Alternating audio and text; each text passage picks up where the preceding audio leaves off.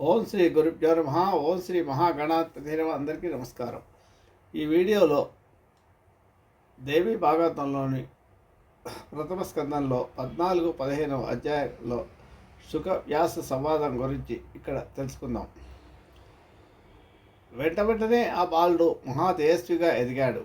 శాస్త్రీయంగా ఉపనయనం జరిగింది. అంటే ఆ బాలుడు అంటే శుకుడు, వేదవ్యాసుని యొక్క మహాముని యొక్క కొడుకు అన్నమాట. తండ్రిలాగానే ఇతడికి పుట్టుకతోని వేదాలన్నీ బుద్ధిస్థం అయ్యాయి. శుకీ రూపం ధరించిన ఘృతాచిని చూడటం వల్ల జన్మించాడు కనుక సుతుడికి శుకుడు అని నామకరణం చేశాడు వ్యాసుడు. బృహస్పతిని గురువుగా వరించి బ్రహ్మచర్య దీక్ష ఇప్పించాడు. సకల వేదాలను, వేదాంగాలను, ధర్మశాస్త్రాలను సమగ్రంగా బృహస్పతి ఆశ్రమంలో గురుకుల పద్ధతిలో అభ్యసించాడు శుకుడు. చదువు పూర్తి అయింది. గురుదక్షిణ చెల్లించి తిరిగి వ్యాస ఆశ్రమానికి వచ్చాడు. సంబరపడుతూ తండ్రి ఎదురుగా వెళ్ళి ప్రేమగా కౌగలించుకొని తండ్రికి శిరస్సు వంచి నమస్కరించాడు. కుశల ప్రశ్నలు వేసి చదువు సంధ్యల విషయం అడిగి మురిసిపోయాడు. అందమైన ఒక ముని కన్యను చూసి శుకుడికి వివాహం చేయాలనుకుంటాడు వ్యాసుడు. నాయన, చదువులన్నీ పూర్తి చేశావు, చాలా ఆనందంగా ఉంది. ఇక గృహస్థాశ్రమం స్వీకరించు, దేవతలను, పితృదేవతలను అర్చించు, మనుమలను బహుకరించు, నన్ను రుణవిముక్తుడిని చెయ్యి. అపుత్రస్య గతిర్నాస్తి అన్నారు. నా కోరిక తీర్చు. ఎంతో తపస్సు చేస్తే అయోనిజుడుగా నువ్వు నాకు జన్మించావు. వ్యాసుడు ఇలా తనలో తానుగా మాట్లాడేస్తున్నాడు. శుకుడు కల్పించుకొని అడ్డుకట్ట వేశాడు. తండ్రి, మీరేమంటున్నారో నాకు తెలియడం లేదు. మీరు ధర్మజ్ఞులు, తత్వం తెలిసిన వారు. నేను మీకు శిష్యుణ్ణి, ఆజ్ఞాపించండి, ఏం చెప్పినా చేస్తాను అంటాడు. తనయ, నీకోసమని 100 ఏళ్ళు తపస్సు చేశాను, ఎంతో శ్రమపడ్డాను. శివానుగ్రహం వల్ల నువ్వు జన్మించావు. ఏ మహారాజునో అడిగి నీకు పుష్కలంగా ధనం సమకూరుస్తాను. యవ్వనంలో ఉన్నావు, సుఖాలు అనుభవించు అంటాడు. తండ్రి, అసలు ఈ మానవలోకంలో ఆరోగ్యకరమైన సుఖం అంటూ ఏదైనా ఉన్నదా? ప్రతి సుఖంలోనూ దుఃఖ స్పర్శ తప్పదు కదా. మరి నీ వంటి ప్రాజ్ఞులు వాటిని నిజంగా సుఖాలు అంటారా? అనరుగా. పోనీ నీవన్నట్టు వివాహం చేసుకుంటానే అనుకో, ఆవిడకి వశవర్తిని కావాల్సిందేగా. పరతంత్రుడిగా, అందునా స్త్రీ విజితుడిగా సుఖం ఏమిటి? ఇనుప సంఖ్యలలోనో కొయ్య బోనుల్లోనూ తగులుకున్న వాడికి ఒకప్పటికి కాకపోతే ఒకప్పటికైనా మోక్షం ఉంటుందేమో కానీ ధారాపుత్ర రూపమైన సంసార బంధంలో ఇరుక్కున్నవాడు ఎప్పటికీ బయటపడలేడు. ఆ విషయం మీకు తెలుసు. మలమూత్ర భరితమైన ఈ దేహం మీద జ్ఞానులకు కోరిక ఉండదు కూడా. పైగా నేను అయోనిజుణ్ణి, గర్భవాసం, మలమూత్ర స్పర్శ లేకుండా అరణి నుండి పుట్టినవాడిని. నాకు యోని విషయకమైన కోరికలు ఎలా ఉంటాయి? ఎందుకు ఉంటాయి? అంతేకాదు తండ్రి, నాకు మరో జన్మ అంటూ ఉంటే అప్పుడు కూడా అయోనిజుడిగానే పుట్టాలని అనుకుంటున్నాను. అద్భుతమైన ఆత్మానందాన్ని విడిచిపెట్టి ఈ మలమూత్ర సుఖాలు నాకెందుకు అని తండ్రితో అంటాడు.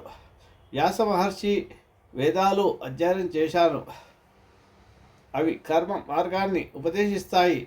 బృహస్పతి కదా నాకు గురువు, ఆయన ఆ మార్గం హింసామయం. ఇదొక వైరుధ్యం. మరొకటి, స్వయంగా సంసార సముద్రంలో మునిగినవాడు. ఆయన హృదయాన్ని అవిద్య, మాయ ఆవరించింది. నన్నెలా తరింపజేస్తాడు ఆయన? చెప్పు. రోగగ్రస్తుడైన వైద్యుడు మరొక రోగికి వైద్యం చేసినట్లు మోక్షార్థినైన నాకు అటువంటి బృహస్పతి గురువుగా ఉండడం వట్టి విడంబన, నటన. అందుకే ఆ గురువుకి నమస్కారం పెట్టి నీ దగ్గరకు వచ్చేశాను. సంసార సర్పం అంటే నాకు చచ్చే భయం. తత్వబోధ చేసి నువ్వే నన్ను కాపాడాలి. ఘోరమైన ఈ సంసారంలో పడి కొట్టుకోవడం మొదలు పెడితే ఇక దానికి అంతమంటూ ఉండదు కదా.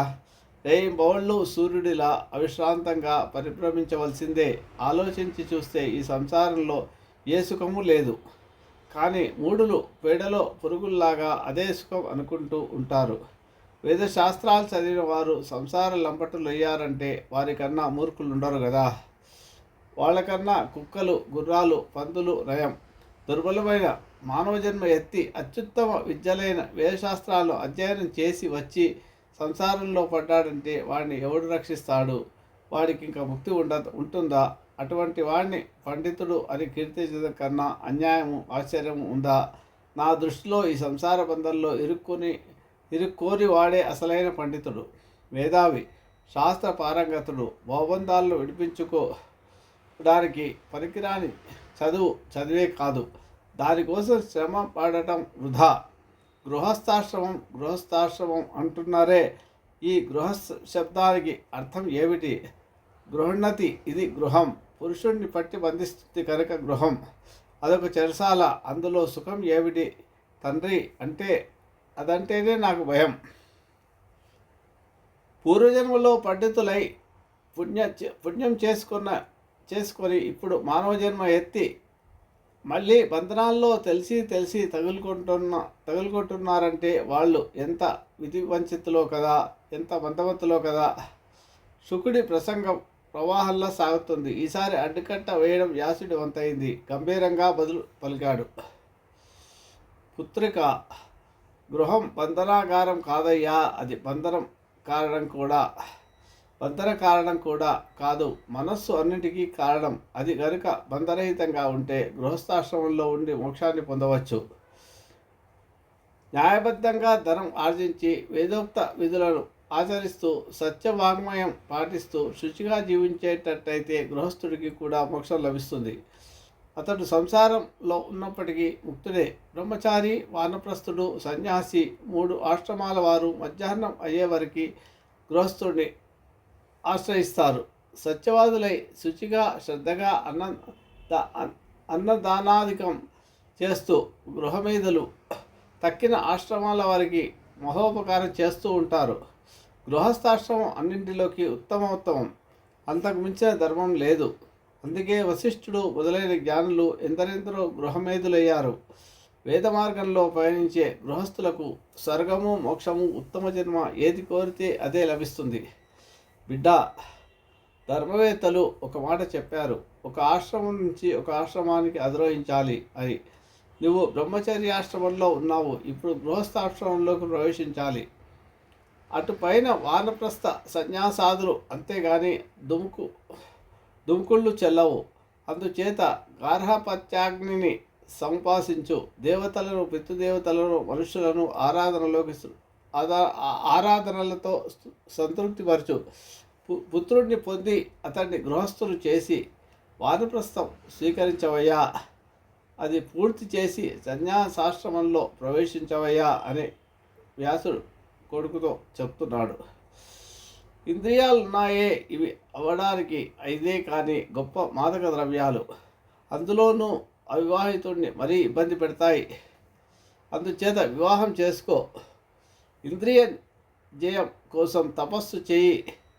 విశ్వామిత్రుడు చూడు, 3000 సంవత్సరాల పాటు నిరాహారుడై తపస్సు చేసి ఇంద్రియాలను జయించాడు. అయినా మేనకను చూసి మోహితుడయ్యాడు.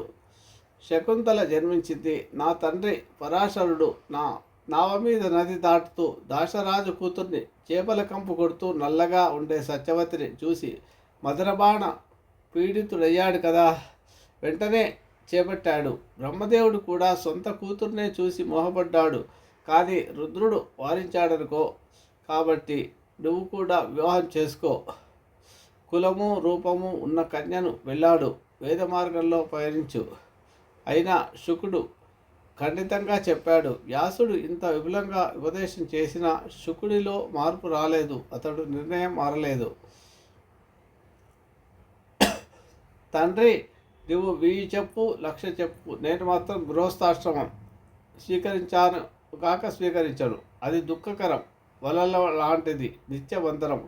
అందులో పడితే ధనచింత తప్ప మరొకటి ఉండదు. పోని అని ధన సంపాదన చేయకపోతే, నిర్ధనుడుగా ఉండిపోతే తన వాళ్ళే తనను హింసిస్తారు, పీడిస్తారు.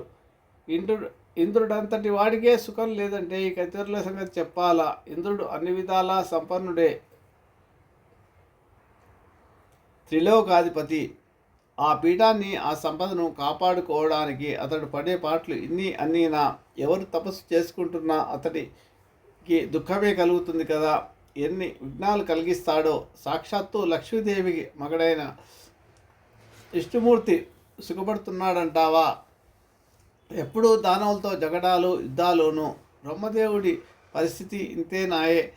తపస్సులైన రాక్షసులకి వరాలు ఇస్తే ఒక తంట, ఇవ్వకపోతే ఇంకో తంట. పార్వతీపతి అవస్థ ఇంతకన్నా మెరుగేమీ కాదు కదా. అందుకే ఈ ముగ్గురు ఎప్పుడూ తపస్సులు చేసుకుంటూనే ఉంటారు. ఇంతటి ధనవంతులే సుఖనిద్రకు నోచుకోలేదంటే నిర్ధనులైన మా మామూలు మనుషుల సంగతి చెప్పాలా? కదాచిన్న సుఖీ శేతే ధనవానపి లోలుపః నిర్ధనస్తు కథం తాత సుఖం ప్రాప్నోతి మానవః. అన్నీ తెలిసి ఓ మహర్షి, నన్ను నీ కుమారుణ్ణి ఈ సంసార కూపంలోకి దింపాలని చూస్తున్నావా? నీకు ఇది భావ్యమా? సంసారంలో సుఖాలు లేకపోగా అన్ని దుఃఖాలే ఉన్నాయి కదా. జన్మ దుఃఖ, జరా దుఃఖం, మరణ దుఃఖం, మలమూత్రాలు నిండిన గర్భవాసం చేయడం పునర్దుఃఖం. వీటన్నింటికన్నా మంచి దుఃఖం మరొకటి ఉంది. అది తృష్ణ, లోభ దుఃఖం. సంసార పోషణ కోసం ధన సహాయం కోరి పరుల దగ్గర చేయి చాచడం మరణాన్ని మించిన దుఃఖం. ఇలా సంపాదించి కవ్వించే విప్రులు, బుద్ధిబలం బొత్తిగా లేనివారు, వారి బతుకు దినదిన మరణం, రోజు చావే. ఇన్ని శాస్త్రాలు చదివి మహావిద్వాంసులై వెళ్ళి ధనవంతుల గుమ్మాల్లో నిలబడి వారిని స్తుతించడం, ఇది ఎంత చావు! ఇదంతా ఎందుకట? సంసార పోషణ కోసం కదా. సంసారమే లేకపోతే ఒక పుట్ట నింపుకోవడానికి అన్ని దైన్యాలు అవసరం లేదు కదా. హాయిగా అడవుల్లో పళ్ళు నీళ్లతో పుట్ట నింపుకోవచ్చు కదా. అందుచేత మరొకసారి మనవి చేస్తున్నాను, సంసారానికి నన్ను సర్వాత్మన విముఖుణ్ణి. యోగశాస్త్రం నేర్పు, జ్ఞానశాస్త్రం సుఖప్రదం. కర్మకాండ అంటే మాత్రం నాకు సుతరాము గిట్టదు. జన్మదాత, దయచేసి కర్మక్షయోపాయం ఉపదేశించు. వర్తమాన ప్రారబ్ధ సంచిత కర్మలు మూడు నశించే మార్గం తెలియజేయి. అంతేగాని నారీ బాహుబంధాల్లోకి నన్ను నెట్టకు. జలజాక్షి అంటే అచ్చం జలగే, తెలియకుండా రక్తం పీల్చేస్తుంది. హవభావ చేష్టలకు మూర్ఛితుడై మగాడు కోలుకోలేడు. భోగాల పేద ధనాన్ని, శక్తిని, కుటిల సంభాషణలతో మనస్సుని క్రమంగా సర్వస్వము హరిస్తుంది కాంతామణి. అంతకుమించి దొంగను సృష్టిలో మరి చూడలేం. నిద్ర సుఖాన్ని వదులుకోదలిస్తే వివాహం చేసుకోవాలి. బ్రహ్మదేవుడు ఈ వంకతో పురుషుల్ని వంచిస్తున్నాడు. మూర్ఖులు ఆ ఉచ్చులో పడిపోతున్నారు. శుకుడు ఇంత వైరాగ్యంతో మాట్లాడుతుంటే వ్యాసుడు చాలా దిగులు పడ్డాడు. ఏమి చేయాలో తోచలేదు. ఎలా ఒప్పించాలో అర్థం కాలేదు ఆయనకు. కళ్ళ వెంట నీళ్లు బొటబొట కారాయి. మనస్సు బడలిపోయింది. శరీరంలో వణుకు మొదలైంది. శుకుడు ఆశ్చర్యపోయాడు. కళ్ళు విప్పార్చి చూశాడు. ఆలోచనలో పడ్డాడు. అహో, మాయాబలం ఎంతటిది! విశ్వసంభూతుడైన వేదాలను విభజించి పురాణాలు రచించి భారతం లిఖించిన మహాజ్ఞాని వ్యాసుడిని కూడా మోహపరుస్తుందంటే దాని శక్తి అమేయం, అజేయం. ఇంతకీ ఆ మాయ ఏమిటో అర్థం కావడం లేదు. త్రిమూర్తులను మోహపరుస్తున్న ఆ మాయాశక్తిని శరణు వేడుతాను. ప్రస్తుతం నా తండ్రి మహాసముద్రంలో నావ పగిలిన బేహారిలా ఉన్నాడు. పామరుడిలా దుఃఖిస్తున్నాడు. నిజానికి ఇతడెవరు, నేనెవరు, ఇలా ఎక్కడికి వచ్చాను, ఈ భ్రాంతి ఏమిటి? పంచభూతాలతో నిర్మితమైన శరీరాలకు పితాపుత్ర వాసన బంధం ఏమిటి? మాయావులను కూడా మాయ చేసి మాయా ఇది. వ్యాసుడే ఇలా రోధిస్తున్నాడంటే దీనికి తిరుగులేదన్నమాట. ఇలా ఒక నిశ్చయానికి వచ్చిన శుకుడు మనస్సులో ఒక్కసారి మాయాదేవికి నమస్కరించాడు. దీనుడై శోకార్ణవంలో మునుగుతున్న వ్యాసుడికి మరింత చేరువయ్యాడు. పరాశరాత్మజ, మహానుభావ, అందరికీ జ్ఞానోపదేశం చేసిన నీవిలా పామరుడవై శోకిస్తున్నావేమిటి? ఆశ్చర్యంగా ఉంది. సరే, ఈవేళ నీకు నేను పుత్రుణ్ణి. పూర్వజన్మలో నేనెవరిని? నువ్వు ఎవరు? ఈ భ్రాంతి ఏమిటి? ధైర్యం తెచ్చుకో, బుద్ధిని మేల్కొల్పు, మనస్సును విషాదంలోకి జారిపోనివ్వకు. ఇదంతా ఒక మాయాజాలం అనుకుంటే దుఃఖం తనంత తానే తొలగిపోతుంది. ఆకలి వేస్తే తినుబండారాలతో తీరుతుందే కానీ పుత్రదర్శనంతో తీరుతుందా? దాహం వేస్తే జలపానం చేయాలి. అందగాడు కదా అని కొడుకును చూస్తూ కూర్చుంటే దెబ్బకి తీరుతుందా? రుణ సుఖం కావాలంటే సుగంధం ఉండాలి, శ్రవణానందం పొందాలంటే సంగీతం ఉండాలి, స్త్రీ సుఖం కావాలంటే స్త్రీయే అవసరం. అన్ని సుఖాలు పుత్రుడితోనే లభిస్తాయనుకోవడం భ్రమ కాదు. నిజానికి నేను అందించగలిగిన సుఖం, ఆనందం ఏమీ లేదు. అజిగర్తుడు హరిశ్చంద్రుడికి యజ్ఞపశువుగా సొంత కొడుకునే సమర్పించాడుగా తెలుసుగా. సుఖపడాలి అనే లోపమే నీకుంటే పుష్కలంగా ధనం సంపాదించు, సర్వసుఖాలను సాధనం ధనమే. కొడుకు చేసేది ఏమీ లేదు. నువ్వు దైవజ్ఞుడివి, మహామతివి. నన్ను ప్రబోధించు, నాకున్న గర్భవాసం భయం తొలగించు. సంసార వాసన జాలంలో బద్ధుడనయ్యాను అనే ఆలోచన నన్ను విడిచిపెట్టడం లేదు. ఈ బుద్ధిని మరల్చు, ఇది వృద్ధగామిని నీ వంటి వారు చెబితే వింటుంది. వ్యాసుడు రవంత తేరుకున్నాడు. సన్యాసం వైపు మొగ్గు చూపుతున్న తనయుణ్ణి పరిశీలనగా చూశాడు. మెల్లగా బదులు పలికాడు ఈ విధంగా: అరణి గర్భసభవ, నేను దేవి భాగవతం రచించాను. అది ఒకసారి చూడు. పెద్ద గ్రంథమేమీ కాదు, కేవలం 12 స్కందాలు. కానీ అన్ని పురాణాలకు అది తలమానికం. దాన్ని వింటే చాలు, సద్వివేకం కలుగుతుంది. వటపత్రం మీద పసిపాలుడై పడుకున్న విష్ణుమూర్తికి నన్ను ఎవరు ఇలా చేశారు, ఎందుకు చేశారు, దేనితో చేశారు అనే సందేహాలు వచ్చాయి. వీటిని ఎవరు తీరుస్తారా అని ఎదురు చూస్తుండగా జగజ్జనని అది పరాశక్తి శ్లోకంలో సగభాగంతో సమాధానం చెప్పింది. ఇదంతా నేనే, నాకన్నా సనాతనం లేదు అంది. శ్లోకార్థాన తయా ప్రోక్తం భగవత్యాకి లార్ధం సర్వం కల్విదం మే వాహం నాణ్యదస్తి సనాతనం. 15వ అధ్యాయంలో 52వ శ్లోకం ఇది. ఈ మాట ఇంతకుముందే ఉన్నదే విష్ణుమూర్తి మనస్సుకు తెలుసు. అయితే ఇప్పుడు ఈ సత్యవాక్కును ఎవరు పలికారు గ్రహించలేకపోయాడు. వక్త ఎవరు, స్త్రీయా, పురుషుడా, నపుంసకుడా అని ఆలోచనలో పడ్డాడు. అదే వాక్యాన్ని మళ్ళీ మళ్ళీ మననం చేస్తున్నాడు వటపత్రశాయి. అప్పుడు మహాదేవి శాంత స్వరూపంతో ప్రత్యక్షమైంది. 4 చేతులలో శంఖ చక్ర గద పద్మాలు వహించి దివ్యాంబరాలు దివ్యభూషణాలు ధరించి మందహాసం చిందిస్తూ మహాలక్ష్మి చిన్నారి శ్రీ విష్ణుమూర్తికి కనువిందు చేసింది. ఆమె చుట్టూ ఆమె అంశతో ఆమెలాగే ఉన్న చెలికత్తెలు ఉన్నారు. రతి, భూతి, బుద్ధి, మతి, కీర్తి, స్మృతి, ధృతి, శ్రద్ధ, మేధ, స్వధ, స్వాహ, క్షుధ, నిద్ర, దయ, గతి, తుష్టి, పుష్టి, క్షమ, లజ్జ, జృంభ, తండ్ర శక్తులు విడివిడిగా ఆమెను పరివేష్టించి ఉన్నారు. అందరూ ఆయుధాలు ధరించారు. సువర్ణ భూషణాలు దగదగలాడుతున్నాయి. మెడలో ముత్యాల దండలు, మందార మాలికలు ప్రకాశిస్తున్నాయి. బాలముకుందుడు అందరినీ చూశాడు, ఆశ్చర్యపోయాడు. వీరంతా ఎవరు, ఎక్కడి నుంచి వచ్చారు? నేను ఈ వటపత్రం మీదకి ఎలా వచ్చాను? ఎవరు తెచ్చారు? శిశువును చేసింది ఎవరు? అసలు ఈ మరి ఆకు వటపత్రం ఎక్కడి నుంచి వచ్చింది? ఈవిడ నా జననీయ లేక మరేదైనా మాయయా? ఇప్పుడు దర్శనం ఎందుకు ఇచ్చినట్లు? నేను ఇక్కడ ఉండవచ్చునా? ఎటైనా వైదొలగాల? ఏమీ మాట్లాడాలి? బాలుని కనుక మౌనంగా ఉండిపోనా? సందేహాలు ముసురుకున్నాయి ఆయన మనసులో. మహాదేవి గమనించింది. సన్నగా నవ్వుతూ పలకరించింది. విష్ణు, ఏమిటలా విస్తుపోతున్నావు? ఇది ప్రతి ప్రళయంలోనూ జరిగేదే. కాకపోతే మహాశక్తి మహిమ వల్ల నన్ను మర్చిపోతూ ఉంటావు. ఆ పరాశక్తి నిర్గుణ నిరాకార. నువ్వు, నేను సాకారులం. నేను సాత్విక శక్తిని. గుర్తు తెచ్చుకో. నీ నాభికమలం నుంచి ప్రజాపతి బ్రహ్మ జన్మిస్తాడు. తపస్సు చేసి రాజశక్తిని పొందుతాడు. రక్తవర్ణంతో ముల్లోకాలను సృష్టిస్తాడు. నువ్వు వాటిని రక్షిస్తావు. కోపించిన ఆ ప్రజాపతి నొసటి నుంచి రుద్రుడు ఉద్భవిస్తాడు. తామసీ శక్తి యుక్తుడై కల్పాంతంలో జగత్సంహారం చేస్తాడు. అందుకని నేను నీ దగ్గరికి వచ్చాను. గుర్తుంచు. నీ సాత్విక శక్తిని, లక్ష్మిని నీ వక్షస్థల మీద నిత్యానపాయనిగా నివసిస్తాను. మధుసూదన స్వీకరించు అంది. శౌరి సంతోషించాడు. కానీ దేవి ఒక సందేహం. ఇందాక స్ఫుటాక్షరంగా ఒక శ్లోకార్థ భాగం వినిపించింది. అది రహస్యం, అది పరమం, అది శివం. ఆ వాక్యాన్ని ఉచ్చరించింది ఎవరు? దరిద్రుడిగా ధనస్పృహ లాగా నేను దాన్నే స్మరిస్తున్నాను.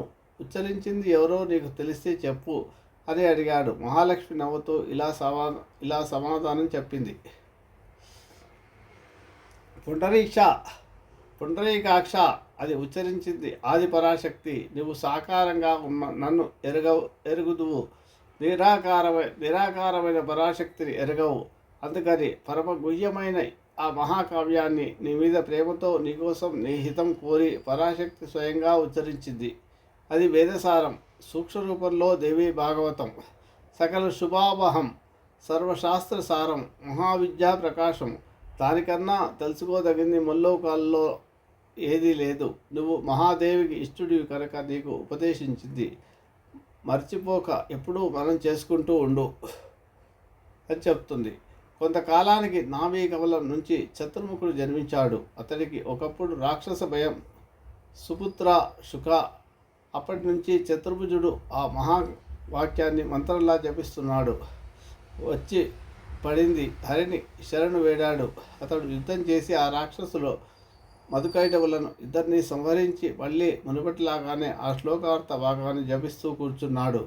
బ్రహ్మకు సందేహం వచ్చి, ఏమిటి జపిస్తున్నావు? నువ్వే అందరికంటే అధికుడివి కదా అని ప్రశ్నించాడు.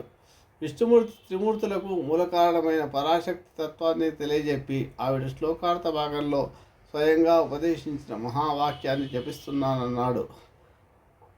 ఈ మంత్రమే దేవీ భాగవతం. ద్వాపర యుగంలో దీనికి విపులీకరణ గ్రంథ రూపంలో జరుగుతుంది. నువ్వు కూడా జపించమని ఉపదేశించాడు. అటు తర్వాత బ్రహ్మదేవుడు నారదుడికి ఉపదేశించాడు. నారదుడు నాకు ఉపదేశించాడు. నేను దాన్ని 12 స్కందాల గ్రంథంగా విపులీకరించాను. పుత్రక, వేద సమ్మతమైన ఈ భాగవత పురాణమంతా దేవీ చరిత్ర. ఇది తత్వశాస్త్రం, ఇది ధర్మశాస్త్రం, బ్రహ్మ విద్యా విధానం, సంసారార్ణవ తారకం, అజ్ఞాన నాశకం, జ్ఞాన ప్రకాశకం, శాంతి సుఖదాయకం, దీర్ఘాయుష్యకం కరం, చదివే వారికి వినేవారికి శుభప్రదం. ఇదిగో స్వీకరించు. ఒకసారి శ్రద్ధగా చదువు. నీ యోగ్యత నీకు చూసి ఇస్తున్నాను. నీతో పాటు నా శిష్యుడు సూతుడు కూడా, రోమహర్షణ సుతుడు, దీన్ని చదువుతాడు. కలిసి చదవండి. 18,000 శ్లోకాల గ్రంథాన్ని, దేవీ భాగవతాన్ని శుకుడికి అందించాడు అని చెప్పి వ్యాసుడు తన శౌనకాది మహాముల్లారా కుమారునికి అందించాడు. శౌనకాది ముల్లారా, ఈ విధంగా గురుపుత్రుడు శుకుడితో కలిసి నేను ఈ దేవీ భాగవతం చదివాను. సరే, అది అలా ఉంచండి. శుకుడికి అప్పటికి మనశ్శాంతి లభించలేదు. మరింత వికల మనస్కుడు అయ్యాడు. అందరినీ తప్పించుకొని ఎప్పుడు ఏకాంతంగా గడుపుతున్నాడు. ఏ భావము లేని చూపులతో దిక్కులు చూస్తున్నాడు. అటు భోజనాలు కాదు, ఇటు ఉపవాసాలు కాదు. దేని మీద అతనికి ఆసక్తి నిలవడం లేదు. ఏదో బెంగపెట్టుకున్నట్టు అయిపోయాడు. వ్యాసుడు గమనించాడు. ఒక రోజున పిలిచి విషయం కనుక్కున్నాడు. నాయన, ఏమిటి ఇది? ఇలా అయిపోతున్నావు? ఎప్పుడూ ఏదో ఆలోచిస్తూ కూర్చుంటున్నావు. డబ్బు పోగొట్టుకున్న వాడిలాగా ఏదో జాతలో ఉంటున్నావు. నీ బాధలు ఏమిటో చెప్పు. నేనున్నానుగా, కన్న తండ్రిని, తీరుస్తాను. మనస్సులో ఏదో పెట్టుకున్నట్టున్నావు. తొలగించుకో, సుఖపడు, దుఃఖాన్ని వదిలించుకో. శాస్త్రోక్తమైన జ్ఞానాన్ని స్మరించు. విజ్ఞానానికి బుర్రలో తలుపులు తెరువు. నా మాటలతో, నా ఉపదేశాలతో అంతగా నీకు శాంతి లభించకపోతే బయలుదేరు, మిథిలా నగరానికి వెళ్ళు. అక్కడ జనక మహారాజు గారు అని ఒక రాజు ఉన్నారు. నీ మోహాన్ని, నీ సందేహాల్ని తొలగిస్తాడు. ఆయన మంచి సమర్థుడు, సత్యసాగరుడు, బ్రహ్మజ్ఞాని, జీవన్ముఖుడు అని, అంత శాంత స్వభావుడు, స్వయంగా మహాయోగి, యోగప్రియుడు అని సుఖబ్రహ్మతో చెప్తుంటాడు వ్యాసుడు. వెళ్ళి నీ సందేహాలు తీర్చుకో. వర్ణాశ్రమ ధర్మాలు వగేరా అన్నీ నిస్సంకోచంగా అడిగి తెలుసుకోమని చెప్తాడు వ్యాసుడు. వ్యాసుడి మాట పూర్తి అయ్యిందో లేదో తరుము పూతలాగా శుకుడు అందుకున్నాడు. మహాత్మా, నువ్వు చెప్పేది అంతా పెద్ద అబద్ధం అనిపిస్తోంది. మిథిలాధిపతి జీవన్ముక్తుడు అంటున్నావు, బ్రహ్మజ్ఞాని అంటున్నావు, మళ్ళీ హాయిగా రాజ్యం ఏలుకుంటున్నాడు అంటున్నావు. ఇది ఎలా కుదురుతుంది? అసంభవం. గుడ్రాలికి కొడుకు పుట్టాడు అన్నట్టుగా ఉంది. అయినా నువ్వు చెబుతున్నావు కనుక నమ్ముతున్నాను. ఆ విడ్డూరం ఏదో చూసి రావాల్సిందే. మిథిలకు వెళ్తాను. సంసారంలో తామరాకు మీద నీటి బొట్టులా ఎలా ఉండగలుగుతున్నాడో అని తెలుసుకుంటాను. మోక్షం అంటే ఏమిటి? భుక్తం అభుక్తం ఎలా అవుతుంది? కృతం అకృతం ఎలా అవుతుంది? ఇది ఇంద్రియాల వ్యవహారాన్ని ఎలా వదిలించుకోవాలి? తల్లి తండ్రి భార్య సోదరి వేశ్య ఈ భేదాలు ఎలా నశిస్తాయి? వీటి నుంచి విడమర్చి విముక్తి ఎలాగా? రకరకాల రుచులు శీతోష్ణాలు సుఖదుఖాలు వీటి పరిజ్ఞానం ఎలా కలుగుతుంది? ముక్తత్వ లక్షణం ఏమిటి? రాజ్య వ్యవహారాలను చేస్తూ శత్రు మిత్ర భావాలకు అతీతంగా ఎలా ఉంటున్నాడు? ఒక దొంగను ఒక తాపసిని సమానంగా ఎలా చూడగలుగుతున్నాడు?